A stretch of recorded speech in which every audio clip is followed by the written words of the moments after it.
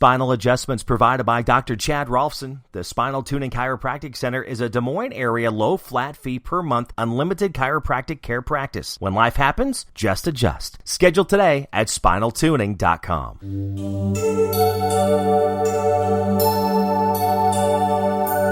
It's Bible story time. Family reunion. Genesis 42:1 to 45:28, 46:28 to 30.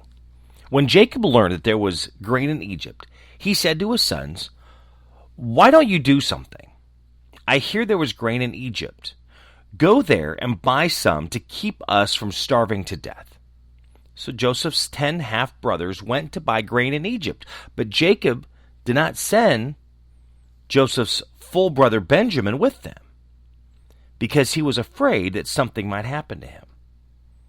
Then the sons of Jacob came with others to buy grain, because there was a famine in the land of Canaan. Joseph, as governor of the land of Egypt, was selling grain to people from all over the world. So Joseph's brothers came and bowed down before him with their faces to the ground. When Joseph saw his brothers, he recognized them, but he acted as if he did not know them. He asked them harshly, "Where do you come from?" "We come from Canaan to buy food," they answered. Although Joseph recognized his brothers, they did not recognize him. He remembered the dreams that he had about them and said, "You are spies. You have come to find out where our country is weak." "No, sir," they answered. "We have come as your slaves to buy food. We are all brothers. We are not spies, sir. We are honest men." Joseph said to them, "No, you have come to find out where our country is weak." They said, "We were 12 brothers in all, sir, sons of the same man in the land of Canaan. One brother is dead, and the youngest is now with our father." "It is just as I said," Joseph answered. "You are spies. This is how you will be tested. I swear by the name of the king that you will never leave unless your youngest brother come here.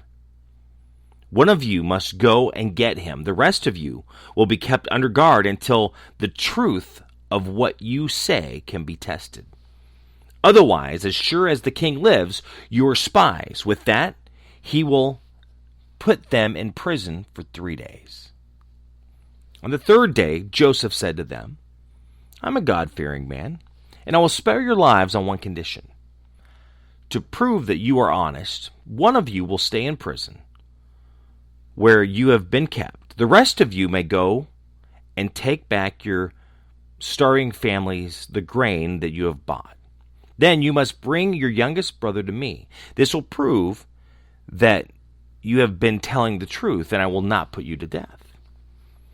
They agreed to do this and said to no one another, "Yes, now we are suffering the consequences of what we did to our brother.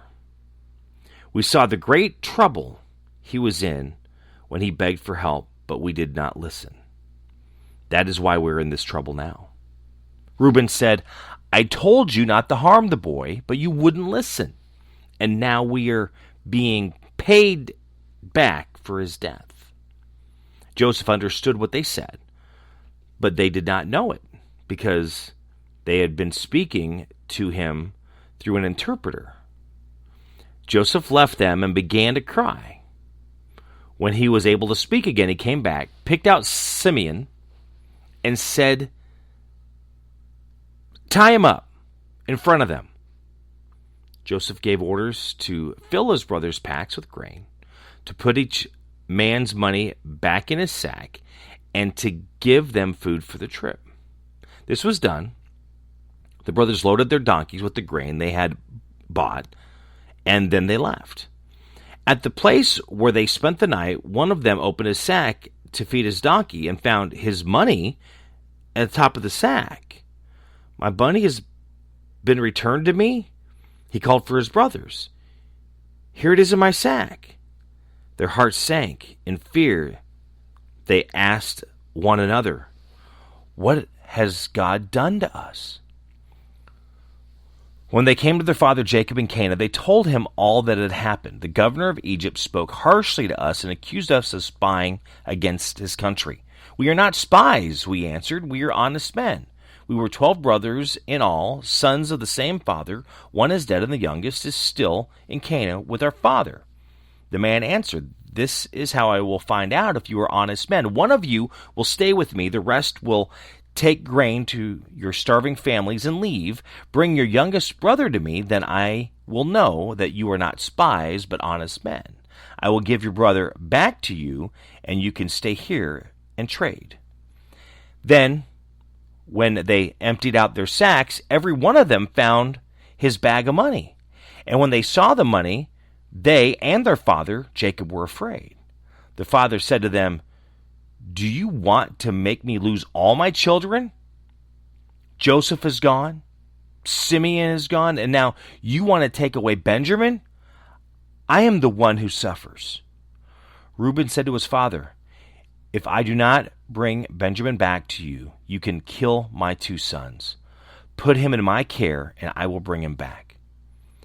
But Jacob said, My son cannot go with you.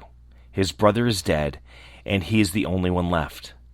Something might happen to him on the way. I am an old man, and the sorrow you would cause me would kill me. The famine in Canaan got worse, and when the family of Jacob had eaten all the grain which had been brought from Egypt, Jacob said to his sons, Go back and buy a little food for us. Judah said to him, The man sternly warned us that if we would not be admitted to his presence unless we had our other brother with us. If you're willing to send our brother with us, we will go and buy food for you. If you are not willing, we will not go, because the man told us we would not be admitted to his presence unless our brother was with us. Jacob said, Why did you cause me so much trouble by telling the man that you had another brother? They answered, The man kept asking about us and our family. Is your father still living? Do you have another brother? We had to answer his questions. How could we know that he would tell us to bring our brother with us? Judah said to his father, Send the boy with me, and we will leave at once. Then none of us will starve to death. I pledge my own life, and you can hold me responsible for him. If I do not bring him back to you safe and sound, I will always bear the blame. If we had not waited so long, we could have been there and back twice by now. Their father said to them, If that is how it has to be, then take the best products of the land in your packs as your presents for the governor. A little resin, a little honey, spices, pistachio nuts, and almonds. Take with you also twice as much money, because you must take back the money that was returned in the top of your sacks. Maybe it was a mistake. Take your brother and return at once. May Almighty God cause the man to have pity on you, so that he will give Benjamin and your other brother back to you. As for me, if I must lose my children, I must lose them. So the brothers took the gifts and twice as much money and set out to Egypt with Benjamin. Then they presented themselves to Joseph. When Joseph saw Benjamin with them, he said to the servant in charge of the house, Take these men to my house. They are going to eat with me at noon. So kill an animal and prepare it. The servant did as he was commanded and took the brothers to Joseph's house. As they were being brought to the house, they were afraid and thought, We are being brought here because of the money that was returned in our sacks the first time? They will suddenly attack us, take our donkeys, and make us his slaves. So at the door of the house, they said to the servant in charge, If you please, sir, we came here once before to buy food. When we set up camp on our way home, we opened our sacks, and each man found money in the top of his sack, every bit of it. We have brought it back to you. We have also brought some more money with us to buy more food. We do not want to put our money back in our sacks. the servant, said, "Don't worry. Don't be afraid. Your God, the God of your father, must have put the money in your sacks for you. I received your payment." Then he brought Simeon to them. The servant took the brothers into the house. He gave them water so that they could wash their feet and fed their donkeys. They got their gifts ready to present to Joseph when he arrived at noon, because they had been told that they were to eat with him. When Joseph got home, they took the gifts into the house to him and bowed down to the ground before him. He asked about their health and then said, "You told me about your old father. How is he? Is he still alive and well?" They answered, "Your humble servant, our father, is still alive and well." And they knelt and bowed down before him. When Joseph saw his brother Benjamin, he said, "So this is your youngest brother, the one you told me about. God bless you, my son." Then Joseph left suddenly, because his heart was full of tender feelings for his brother. He was about to break down, so he went to his room and cried. And after he washed his face and came out, and controlling himself, he ordered the meal to be served. Joseph was served at one table and his brothers at another. The Egyptians who were eating there were served separately, but they considered it beneath their dignity to eat with Hebrews. The brothers had been seated at the table, facing Joseph, in order of their age, from oldest to youngest. When they saw how they had been seated, they looked at one another in amazement. Food was served for them from Joseph's table, and Benjamin was served 5 times as much as the rest of them. So they ate and drank with Joseph until they were drunk. Joseph commanded the servant in charge of his house, "Fill the men's sacks with as much food as they can carry, and put each man's money in the top of his sack. Put my silver cup in the youngest brother's sack, together with the money for his grain." He did what he was told. Early in the morning, the brothers were sent on their way with their donkeys. When they had gone only a short distance from the city, Joseph said to the servant in charge of the house, "Hurry after those men. When you catch up with them, ask them, 'Why have you paid back evil for good? Why did you steal my master's silver cup? It is the one he drinks from, the one he uses for divination. You have committed a serious crime.'" When the servant caught up with them, he repeated those words. They answered him, "What do you mean, sir, by talking like this? We swear that we had done no such thing. You know that we brought back to you from the land of Canaan the money we found in the top of our sacks. So then why would we steal silver or gold from your master's house? Sir, if any one of us is found to have it, he would be put to death, and the rest of us will become your slaves." He said, "I agree, but only the one who has taken the cup will become my slave, and the rest can go free." So they quickly lowered their sacks to the ground. Each man opened his sack. Joseph's servant searched carefully, beginning with the oldest and ending with the youngest. The cup was found in Benjamin's sack. The brothers tore his clothes in sorrow, loading their donkeys, and returned to the city. When Judah and his brothers came to Joseph's house, he was still there. They bowed down before him, and Joseph said, "What have you done? Did you know that a man in my position could find you out by practicing divination?"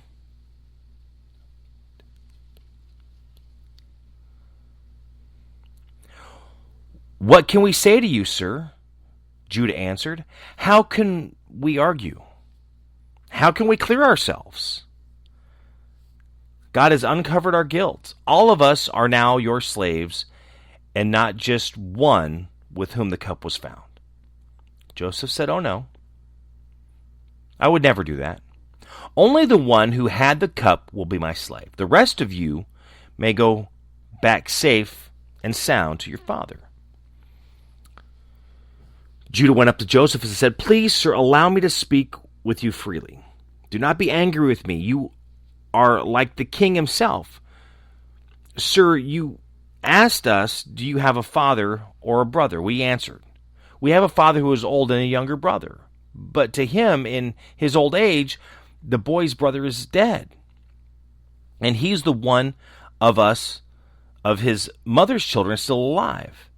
His father loves him very much. Sir, you told us to bring him here so that you could see him, and we answered that the boy could not leave his father. If he did, the father would die. Then you said you would not admit us to my presence again unless your youngest brother comes with you. When we went back to our father, we told him what you had said. Then he told us to return and buy a little food. We answered, we cannot go. We will not be admitted to the man's presence unless our youngest brother is with us. We can go only if our youngest brother goes also. Our father said to us, you know that my wife Rachel bore me only 2 sons. One of them has already left me. He must have been torn to pieces by wild animals, because I have seen him since he left, not seen him since he left. If you take this one from me now, and something happens to him, the sorrow you would cause me would kill me, as old as I am. And now, sir, Judah continued, if I go back to my father without the boy, as soon as he sees the boy is not with me, he will die. His life is wrapped up with the life of the boy, and he is so old that the sorrow would kill him.